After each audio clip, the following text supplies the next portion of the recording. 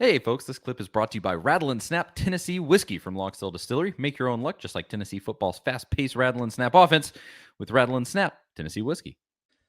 Now, Tennessee, obviously they're not perfect. I don't think anybody is looking at this Tennessee team thinking, "Oh, they have the talent of this Georgia team that could three-peat or anything like that." But across the board, there's a lot of belief, especially in some positions that were not so hot last year. You were saying it right there at the end of the last segment. The defensive line is getting a pretty decent amount of hype, and that's nice. I think a lot of people think that the set of wide receivers could be just as good as last year, just in a different way. The running backs should, I mean, it's the same guys. It should be not only the same, but it should be better because they're the same guys, just a year older. And then you come to the offensive line, and it's kind of a different story because you had Darnell Wright last year. And not only did he get taken as a top 10 pick in the NFL draft, he has now showed in this preseason that he seems to be up to playing at the NFL level. And I've said it this whole offseason since the season ended. He was the best offensive lineman in the SEC last year. And he didn't really get treated that way, but he was. And people just don't like to talk about it because it was Tennessee, and Tennessee kind of came out of nowhere, and they were just underrated the whole year. He was the best offensive lineman in the SEC. And you have to Will Anderson will tell you that. Exactly. I mean, he has was told you that. He was an absolute dude. But then you move beyond that. He was not the only guy you lost. And then you're reshuffling at left tackle, although it seems like they probably have that figured out. Mm-hmm. Reshuffling at right tackle, which was Darnell Wright's position. And so you're definitely taking a dip there, although I do like the set of dudes that are vying for that position. And then the interior of the offensive line is just dicey, especially when you mix in that Cooper Mays has been injured.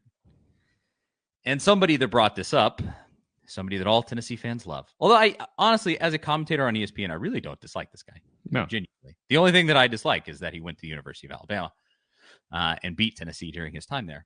But Greg McElroy, what did he have to say about Tennessee's offensive line?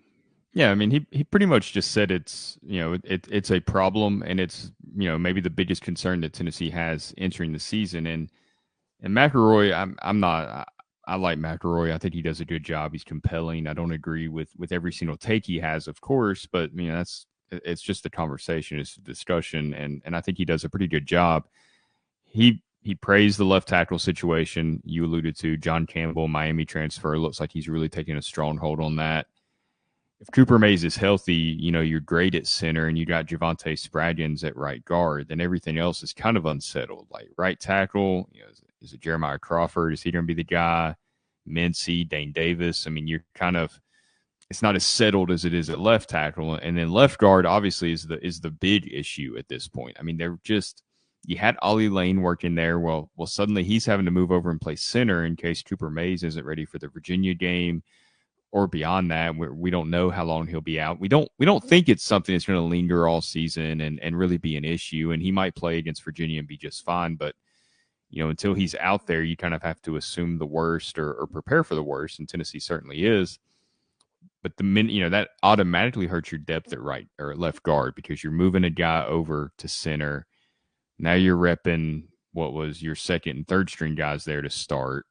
That's not who you want starting, at the first game of the season at left guard. And even then, it's not a lot of, highly touted guys there at that position that you really feel great about. Like maybe somebody steps up and separates themselves this season, but the fact that we're this close to the season and it's still kind of unsettled, it's the first time, and I hesitate to even say this, but it's the first time that I've had a flashback to 10 years ago where it seemed like we were doing this with the offensive line all the time. And it's not the same situation necessarily because it's a little more structured than what it's been in the past, but it does feel like, okay, we don't really know what the starting offensive line is going to look like in the first week. And that can be unsettling, especially in this offense where everybody has to be just locked in together. We talked about it last season, how many times, this offense was running tempo and Hooker didn't even look to the sidelines because he knew what to do. Everybody there knew what to do. Like there was a fourth down against Kentucky last year where they came up just short and Hooker pops up and they're immediately quarterback sneaking it. everybody knew what to do. The offensive line had that chemistry. Are they going to have that this season? I'm not going to say they're not, but I think I think McElroy's right that it is a concern. I don't want to say it's going to sink their season either way because we just don't know. But I think it's something that we got to be cognizant of that, hey, this could be a problem. And if the interior offensive line is a problem, if they're not getting protection, oh boy, that could really create some problems for Tennessee's offense because Georgia proved if you can get pressure with your front four, you can really make life hard on this offense. I mean, look, Josh Heupel's a great coach. His scheme's great. He coaches the players great, but he's not infallible. Like there are ways to beat this offense, just like there's ways to beat Georgia's defense. Few things go better with a Tennessee sports victory than an awesome whiskey. And actually, me and Jonathan Crompton had a drink of whiskey during the postgame show of every football win this past season. And more specifically, we had Rattle and Snap Tennessee Select Straight Whiskey. You can see it right there behind me. Log Still Distillery has released a new Tennessee whiskey product line called Rattle and Snap Tennessee Whiskey, named after a long-forgotten game of chance. Rattle and Snap is a whiskey for those who make their own luck. There's a 4-year and an 8-year version of Rattle and Snap whiskey, and actually, this one behind me is the 4-year version right here. It's perfect for making your favorite whiskey cocktails or just drinking neat. It's really great stuff, and I mean, you can see it there. The bottle looks great. 2, you can find Rattle and Snap right now in stores across Tennessee, and Rattle and Snap is also available in Kentucky, Indiana, and Mississippi. So run, don't walk to get yourself some Rattle and Snap whiskey, and follow Rattle and Snap on Instagram at Rattle and Snap Whiskey. That is Rattle and Snap Tennessee Select Straight Whiskey. And that offensive line not being up to par is part of that recipe. Yeah, there's a lot of ways that Heupel has made this offense borderline unstoppable. But yeah, if that offensive line doesn't hold up, and specifically if the run game can't get going, I mean, you're just starting from a terrible place. The offensive line is always, it's just the foundation of everything on your offense. Now, Big Ten Jeff and Timothy Rogers here in the comments, they bring up, okay, well, the defense and the secondary. I mean, the secondary was so weak last season, especially in certain spots like that South Carolina game. And yeah, that's a fair point. But I also go to, when you look at the set of players at defensive back now, you brought in Gabe Jeudy-Lally, who I think is a really nice veteran pickup. And then you have guys coming back, Wesley Walker, and let's see. This Kamal Haddon. Kamal Haddon, if he'll stop talking and actually play football. Jalen McCullough, Brandon Turnage, Tamarian McDonald, and then you have young guys coming in too. Christian Conyer, Ricky Gibson, who are highly rated dudes coming in. You have depth there. You have players. You have fresh talent that I think is gonna be really good in the long run. Where on that offensive line, I mean, it falls off quick after that top line of players. So I agree, but I don't know. It just is. I want to probably say the secondary, but I actually think like whole unit, it's dicier with this offensive line if you get a guy like Cooper Mays going out. It just is when you look at it pound for pound. Maybe you agree, Zach. Yeah.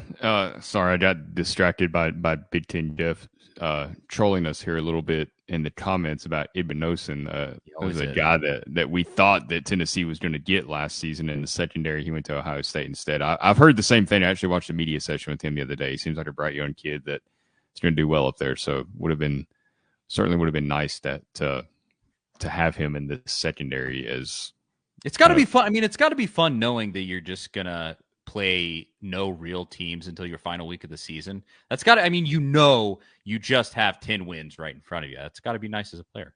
Who's the best non-Michigan? Not to get too off track here. Who's the best non-Michigan team that they'll play? I don't know who they play out of conference, but like Illinois. I don't know. I mean, right? Like Penn State. Yeah, that's fair. Penn State's good. Penn State's good. Yeah. In Wisconsin, you got Luke Fickell there. It's not bad for the B League. Notre Dame and Wisconsin. Shut up, Jeff. Notre Dame and Wisconsin. Get out of town. No. Well, I guess Notre Dame does have the kid from Wake Forest. Which I'm not a huge believer in. I've watched him play several times in person. I don't believe that arm is going to do in that conference that gets that schedule what it did in the ACC. I'm not sure about that.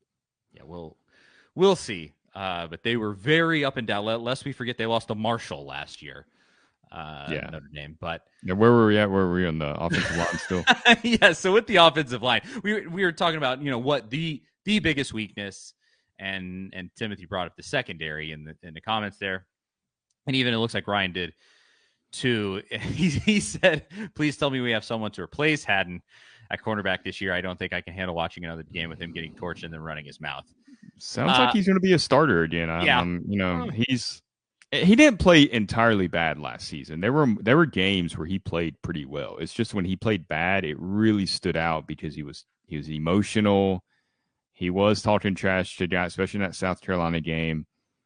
I'm not going to say he has NFL talent, but he has, he's an elite athlete that if he can kind of figure it all out, he can maybe, make it at the next level. I know that's kind of surprising seeing the way he played at times last season, but it's there. That's where it's on Willie Martinez to show that he can develop, this kid into an elite player. I don't mind the trash talk and the attitude and the swagger, but you can't do that after you're giving up long completions or you're missing assignments or you're not looking for the ball or you're getting called for pass interference. Like you can't do it in those situations. I'm fine with that from a DB because you can get into the head of a wide receiver.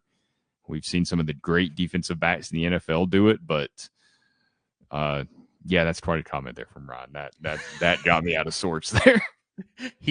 Ryan is majorly out on Kamal Haddon. Yes, he is not. We'll leave it at that. But yeah, I mean, Timothy says it there. He says you got to back it up, and that's 100% true. Yeah. And according to teammates, they compliment Kamal Haddon. I don't know, man. We'll see. But Willie Martinez, Tim Banks, they know their job. Haynes on yes. these DBs doing their job, especially the cornerbacks, and I'm sure they're seeing great things from Haddon in a practice setting. And maybe it's just not translating, 100% of the time on the field. But really, Haddon's play last year was kind of a microcosm of the entire team. It was up and down. When it was good in certain games. When it was bad, it was atrocious, and they were getting blown.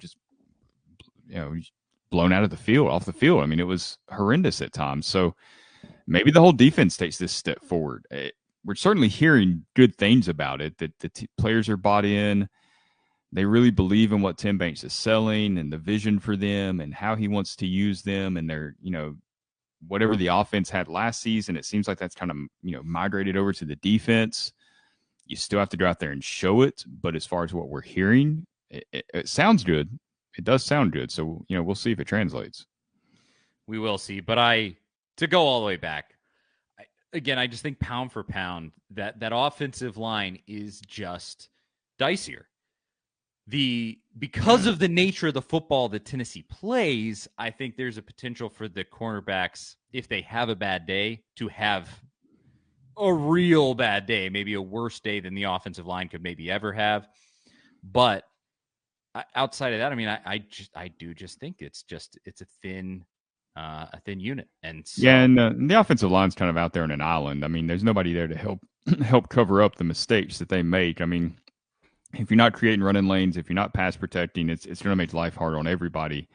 With the secondary, there was times where they still didn't play great last season, but maybe Tennessee got more pressure with their front four. Maybe Tim Banks was dialing up some good, blitz packages that caught the offense off guard.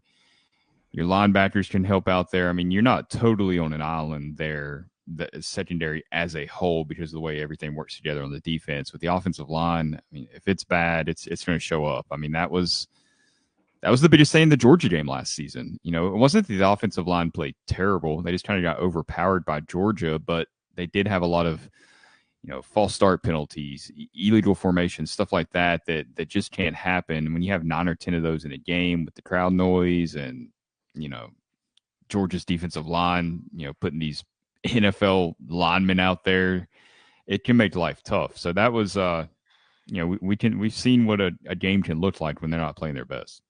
Exactly.